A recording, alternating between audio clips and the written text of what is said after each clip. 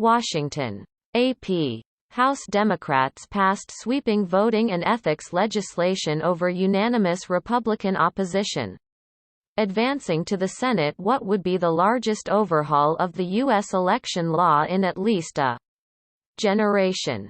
House Resolution 1, which touches on virtually every aspect of the electoral process, was approved Wednesday night on a near-party line 220 to 210 vote. It would restrict partisan gerrymandering of congressional districts, strike down hurdles to voting and bring transparency to a murky campaign finance system that allows wealthy donors to anonymously bankroll political causes. The bill is a powerful counterweight to voting rights restrictions advancing in Republican-controlled statehouses across the country in the wake of Donald Trump's repeated false claims of a stolen 2020 election.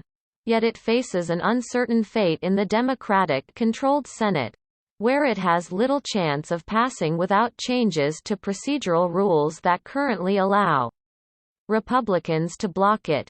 The stakes in the outcome are monumental, cutting to the foundational idea that one person equals one vote, and carrying with it the potential to shape election outcomes for years to come. It also offers a test of how hard President Joe Biden and his party are willing to fight for their priorities, as well as those of their voters. This bill will put a stop at the voter suppression that we're seeing debated right now, said Rep. Nikema Williams, a new congresswoman who represents the Georgia district that deceased voting rights champion John Lewis held for years. This bill is the good trouble he fought for his entire life. In a statement, Biden said he looked forward to refining the measure and hoped to sign it into law, calling it landmark legislation that is much needed to repair and strengthen our democracy. To Republicans, however, it would give license to unwanted federal interference in states' authority to conduct their own elections, ultimately benefiting Democrats through higher turnout, most notably among minorities. Democrats want to use their razor-thin majority not to pass bills to earn voters' trust, but to ensure they don't lose more seats in the next election, House Minority Leader Kevin McCarthy said from the House floor Tuesday. The measure has been a priority for Democrats since they won their House majority in 2018. But it has taken on added urgency in the wake of Trump's false claims, which incited the deadly storming of the U.S. Capitol in January.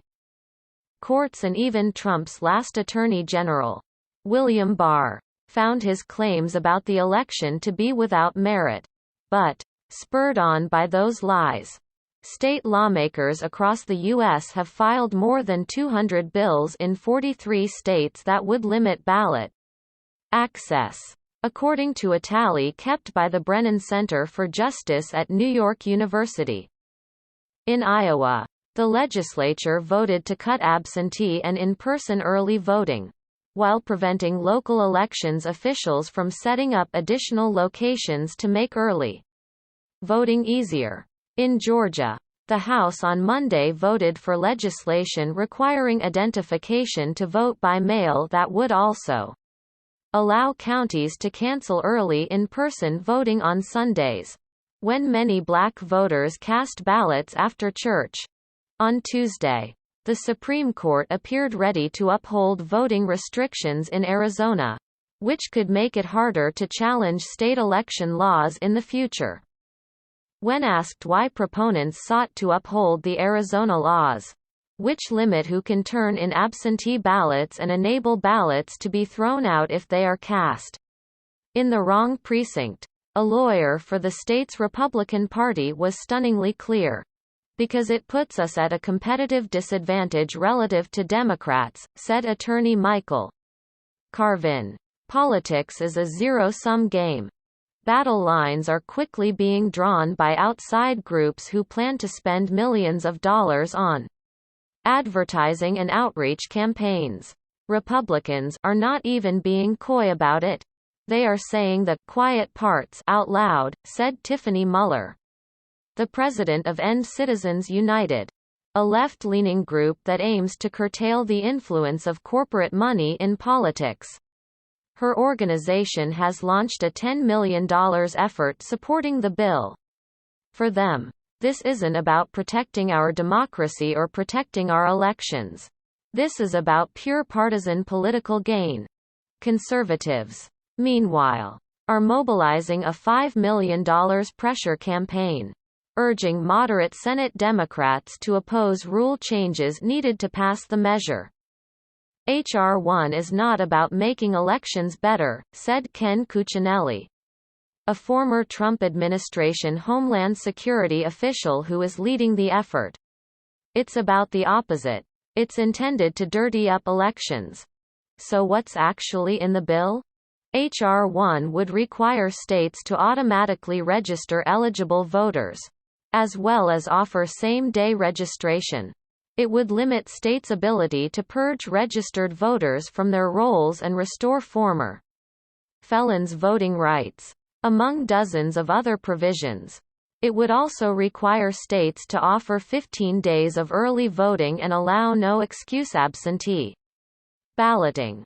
On the cusp of a once-in-a-decade redrawing of congressional district boundaries, typically a fiercely partisan affair, the bill would mandate that nonpartisan commissions handle the process instead of state legislatures. Many Republican opponents in Congress have focused on narrower aspects, like the creation of a public financing system for congressional campaigns that would be funded through fines and settlement proceeds raised from corporate bad actors.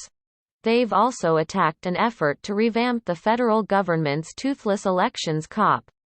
That agency, the Federal Election Commission, has been gripped by partisan deadlock for years, allowing campaign finance law violators to go mostly unchecked. Another section that's been a focus of Republican ire would force the disclosure of donors to dark money political groups, which are a magnet for wealthy interests looking to influence the political process while remaining anonymous.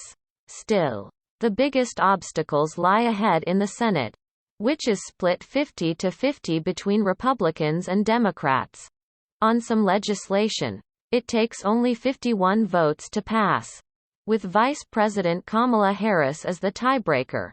On a deeply divisive bill like this one, they would need 60 votes under the Senate's rules to overcome a Republican filibuster, a tally they are unlikely to reach. Some Democrats have discussed options like lowering the threshold to break a filibuster, or creating a workaround that would allow priority legislation, including a separate John Lewis voting rights bill, to be exempt. Biden has been cool to filibuster reforms, and Democratic congressional aides say the conversations are fluid but underway. Senate Majority Leader Chuck Schumer has not committed to a time frame but vowed to figure out the best way to get big, bold action on a whole lot of fronts. He said, "We're not going to be the legislative graveyard. People are going to be forced to vote on them. Yes or no. On a whole lot of very important and serious issues." AP congressional correspondent Lisa Mascaro contributed to this report. Copyright 2021 The Associated Press. All rights reserved.